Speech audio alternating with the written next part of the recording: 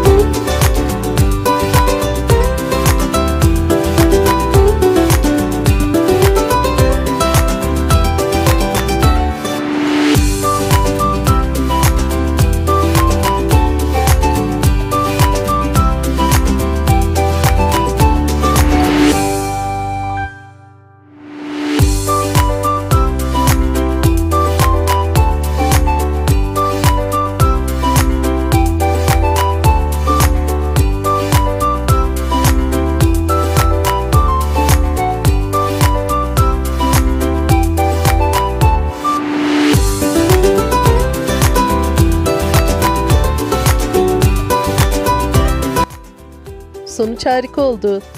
Sonuna kadar izlediğiniz için teşekkür ederim. Yorumlarınız ve fikirleriniz benim için çok değerli. Uygulamamı istediğiniz fikirleriniz varsa yorum kısmına yazabilirsiniz. Kesinlikle dikkate alacağım. Ayrıca kanalıma abone olmayı ve beğen butonuna basmayı unutmazsanız çok mutlu olurum. Yüzünüzden gülücükler hiç eksik olmasın. Hoşça kalın.